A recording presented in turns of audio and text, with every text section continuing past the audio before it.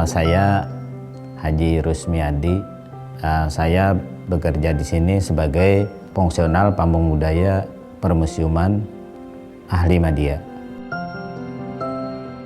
Sejarah keberadaan Museum Lampu Mangkurat ini sebenarnya agak panjang, dimulai pada permulaan zaman Belanda, selanjutnya zaman revolusi, dan berdirilah Museum Lampu Mangkurat ini pada tahun 79. Koleksi-koleksi yang terdapat di dalam museum ini itu sebagian berasal hibah dari museum yang terdahulu dan sebagian hibah masyarakat, sebagian lagi adanya pengadaan atau imbalan jasa terhadap koleksi punya masyarakat. Koleksi yang ada di Museum Lampu Mangkurat ini, karena museum kita ini adalah Museum Provinsi Kalimantan Selatan, dalam jenisnya adalah museum umum. Jadi ada 10 jenis koleksi yang ada di museum kita ini. Yang pertama jenis geologika. Geologika itu benda-benda yang berkaitan dengan batu-batuan atau alam. Yang kedua jenis biologika, artinya yang berasal dari benda hidup. Yang ketiga etnografika, artinya benda-benda yang berkait dengan etnis setempat. Yang keempat adalah benda arkeologika, benda-benda hasil temuan. Yang kelima historika atau sejarah, benda yang berkait sejarah. Yang keenam numismatik dan heraldik, mata uang dan penghargaan-penghargaan, piagam-piagam, sertifikat dan lain-lain. Yang ketujuh filologika, artinya naskah yang ditulis tangan, naskah kuno biasanya. Yang kedelapan keramologika atau benda-benda berbahan keramik. Yang kesembilan seni rupa atau benda-benda yang berkait dengan kemampuan seni seperti lukisan, hasil patung, relief, dan lain-lain. Yang kesepuluh teknologika. Syekh Muhammad Al-Banjari ini adalah seorang ulama besar, dan beliau inilah yang menurunkan ulama-ulama yang ada di Kalimantan. Nah, misalnya ada yang di Sampit, ada yang di Pontianak, ada yang di Berau, Balikpapan, Tenggarong. Nah, kalau di Kalimantan Selatan itu hampir tiap kabupaten itu ada tokoh-tokoh agama atau ulamanya.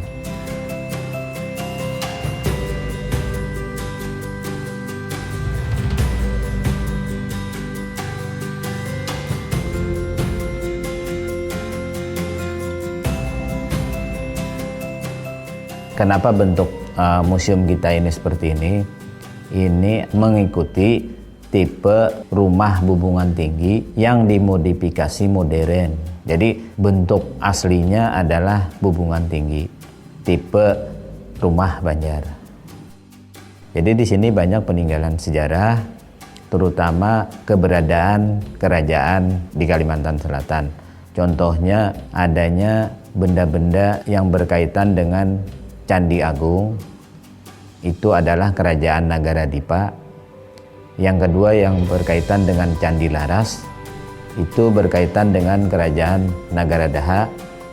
Lalu ada lagi yang terbanyak mungkin hasil benda-bendanya yang kita kumpulkan adalah berkaitan dengan kerajaan Banjar. Dan ada lagi yang terakhir, benda-benda yang berkaitan dengan sejarah kerajaan Pagatan. Inilah salah satu peninggalan Syekh Muhammad Arsyad Al-Banjari. Salah satunya adalah Quran tulis tangan.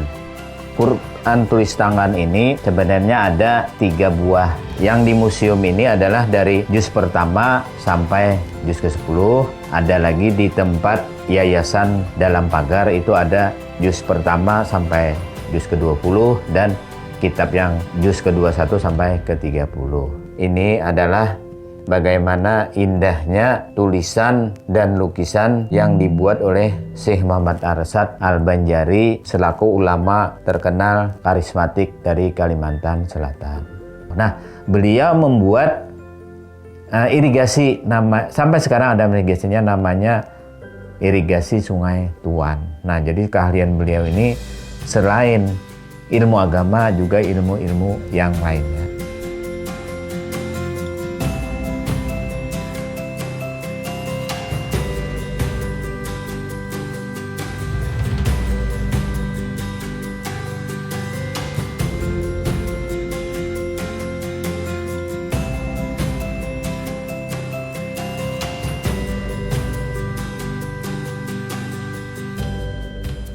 Kalau menurut kekurangan ataupun kelebihan atau kekompletan dari barang-barang yang kita ada itu, kita masih banyak yang harus kita cari. Nah, kita ada program namanya survei pengadaan koleksi. Nah, dari survei inilah tahun kedepannya direncanakan pengadaannya.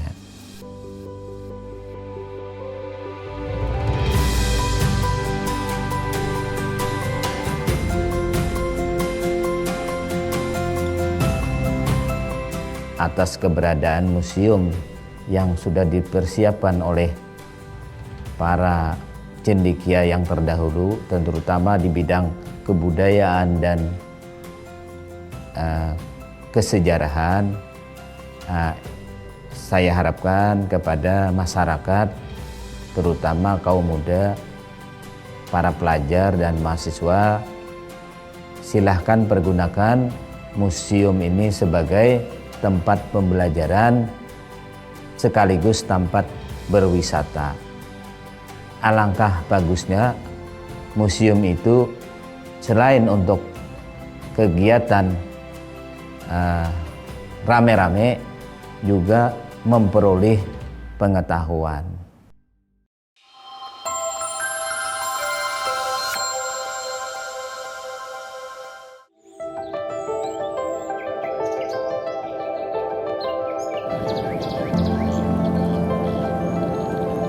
Perkenalkan, nama saya Antung Darmansah. Kebetulan saya di sini sebagai Ketua Pok Darwis Desa Lok Baintan. Untuk Pasar Terapung Desa Lok Baintan, kegiatannya dimulai dari pagi hari sekitar jam 6 pagi dan berakhir sekitar jam 9 pagi. Untuk jumlah pedagang sih kami tidak bisa menghitung secara, tapi kami perkirakan mungkin sekitar 100-an lebih. Sebab untuk pelaku pasar di sini tidak hanya untuk Desa Lok Baintan, ada beberapa desa tetangga juga seperti Desa Paku Alam, Sungai Bakung, Sungai Pinang Lama, ya sekitar 5 desa, mungkin lebih 100 lah bertransaksi yang di sini.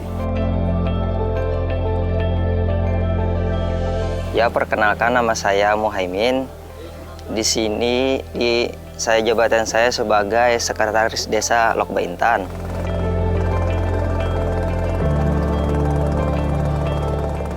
Kalau menurut sejarah orang-orang tua dahulu, sejarah Lok Baintan ini mulai sekitar tahun 50-an. 50-an adanya sejarahnya, dinamakan Desa Lok Baintan. Keistimewaannya mungkin orang sudah banyak tahu di sini budaya lokalnya, budaya pasar terapungnya yang mungkin sudah mendunia. Sudah dari dulunya transaksi ini dari masyarakat sudah ada sejak dulu, tidak dibikin-bikin budayanya, memang budaya asli. Transaksinya kebanyakan hampir 99% sudah menggunakan transaksi uang dan barang. Tapi ada sedikit pada keadaan tertentu orang mungkin malas, sisa dagangannya ada sesama pedagang barter aja. Misalnya buah dengan sayur, buah dengan kue. Cuma mayoritasnya ya menggunakan transaksi barang dengan uang.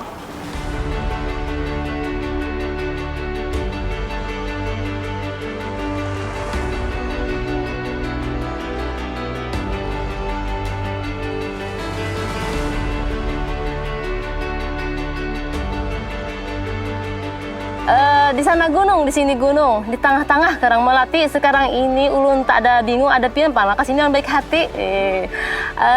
Jadi pasar terapung Lok Baintan ini ulun memajukan dengan berpantun di atas jukung, di atas kapal untuk menghibur Anda semua.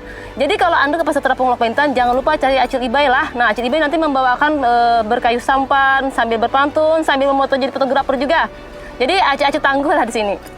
Jalan-jalan ke Martapura sehingga sebentar membeli intan. Kalau pian hendak wisata, jangan lupa ke Lok Baintan.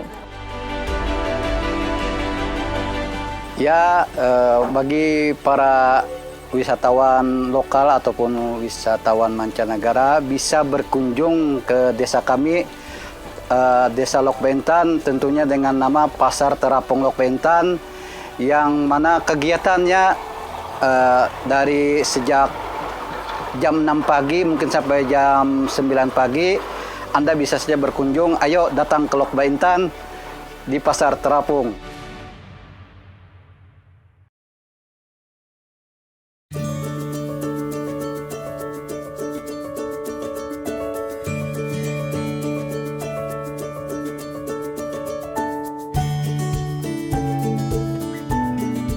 Dekuma merupakan brand lokal dari Banjarmasin yang membuat produk lokal menjadi lebih unik. Kalau Dekuma itu dalam artian dekorasi rumah yang didirikan pada tahun 2020.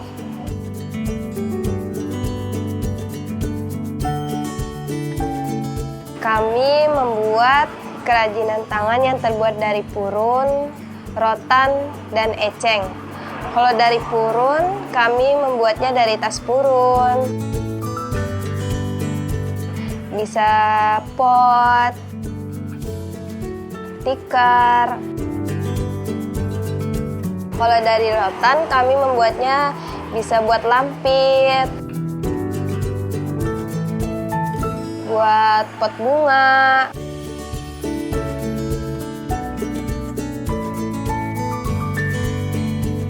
Atau dari keranjang bayi, kursi.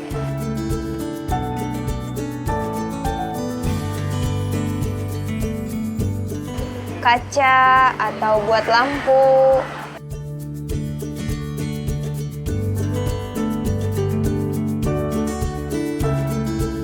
Kalau dari eceng, kami pembuatannya ada taplak meja, sendal, sama tas.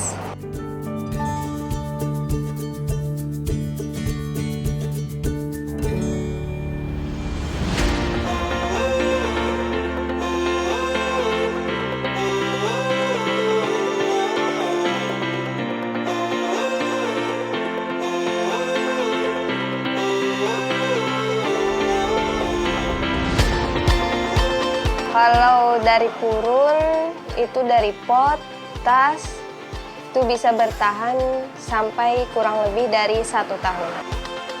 Kalau dari bahan rotan, itu dari kursi, pot bunga, cermin, itu bisa bertahan kurang lebih dari 5 tahun. Kalau dari eceng, itu sendal, taplak meja, tas, itu bertahan kurang lebih dari 2 tahun.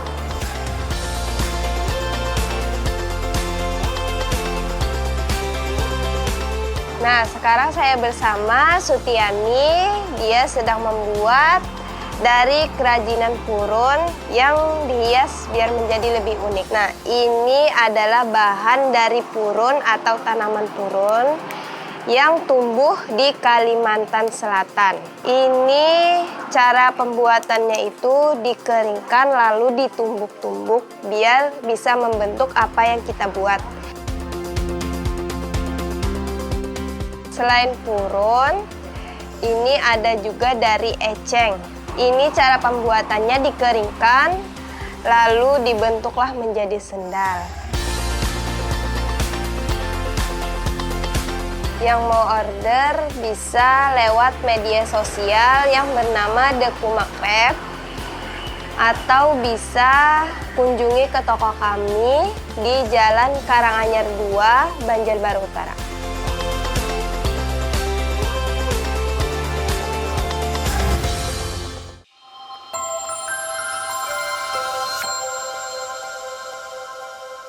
Perkenalkan,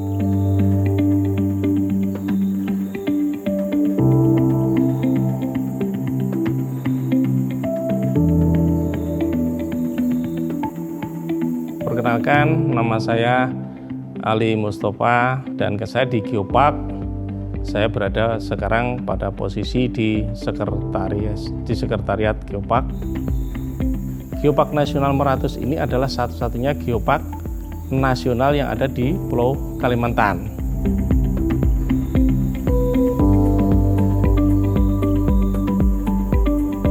Geopark itu adalah fungsinya, ada fungsi edukasi. Pegunungan Meratus itu merupakan pegunungan opiolit. Pegunungan opiolit itu adalah pegunungan yang berasal dari kerak samudra. Jadi kerak samudra yang dalam itu laut, di bawah laut itu. Nah, sekarang itu naik sampai ketinggiannya yang paling tinggi itu ada sekitar 1.900 meter di atas permukaan laut. Kemudian ada lagi, habis itu kejadiannya kolosi. Kolosi itu antara benua dengan benua. Yang kolosi tadi, yang antara benua dengan benua benturan sehingga mencuat ke atas itu, naik itu ditemukannya granulit.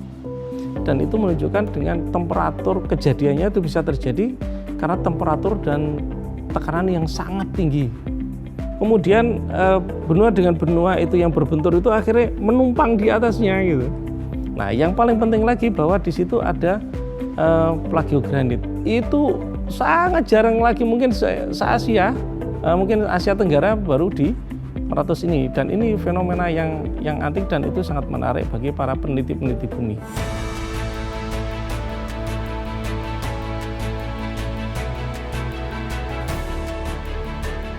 Kemudian dari sisi pemandangan itu kalau sampai ke salah satu geset yang terdekat misalnya di Tahura itu kalau sore hari pada musim-musim awan seperti ini, seperti awan itu bergerak itu loh, terbawa oleh angin itu, bagus sekali. Nah, itu dari sisi pemandangan, karena pemandangan itu juga bagian dari bentang alam. Bentang alam itu bagian daripada geopark juga. Menariknya lagi adalah misteri terbentuknya intan. Sampai sekarang ini masih banyak para ahli-ahli itu ingin memperdalam intan ini adalah kejadiannya akibat kejadian bumi yang mana dan sumbernya di mana. Karena intan yang ada di Cempaka ini adalah intan pleasure yang sudah tertransported. Nah, tentu sumber daik atau naiknya itu ketemu gitu.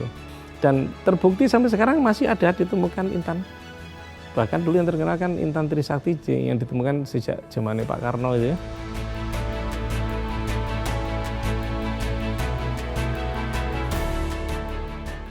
Kemudian dari sisi biodiversity, keanekaragaman hayati itu sangat luar biasa sekali. Di sini ada yang namanya bekantan ya. Bekantan itu sangat menarik karena apa? Itu yang memiliki hidung sangat mancung sekali itu, dan itu hanya hidup ada di kaki Meratus, dan itu hidup di dataran rendah. Dia hidup pada habitat rambai, jadi rawa yang ditumbuhi pohon rambai.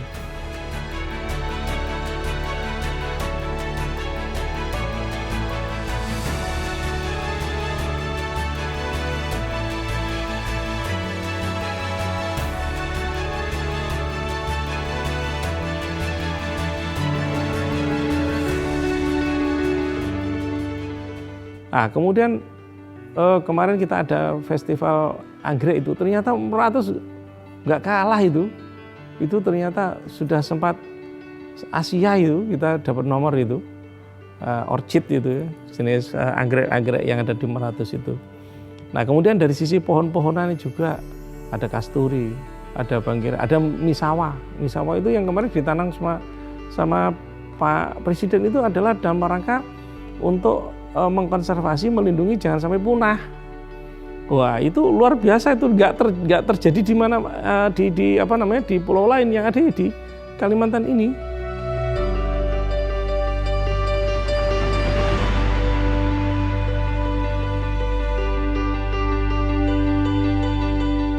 ada yang namanya pohon bangkire atau pohon ulin, pohon besi, sangat keras sekali dan umurnya sangat panjang sekali. Itu yang ada ya di Kalimantan ini, sangat menarik, dan itu untuk kepentingan kehidupan, untuk penelitian, untuk kepentingan sangat berharga sekali.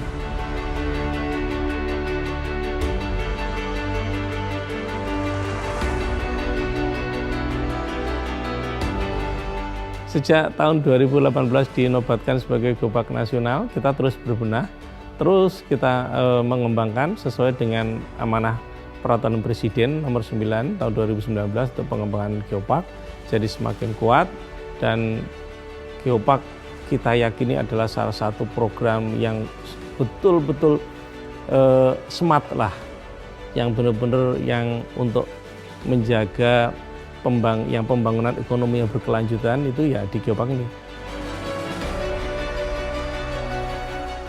Ayo kita semangat untuk menggelorakan geopark Meratus, satu-satunya geopark yang ada di Pulau Kalimantan. Kita untuk mendukung IKN yang di Pulau Kalimantan. Satu-satunya yang terdekat adalah geopark Meratus. Ayo kita sama-sama bergotong royong, kita sama-sama bergerak untuk mewujudkan bahwa geopark itu sangat bermanfaat untuk masyarakat lokal, karena masyarakatlah yang memilikinya, masyarakatlah yang mengelolanya, masyarakatlah yang menerima duitnya, masyarakatlah yang mengelola dan yang menjadi pemandunya, yang bercerita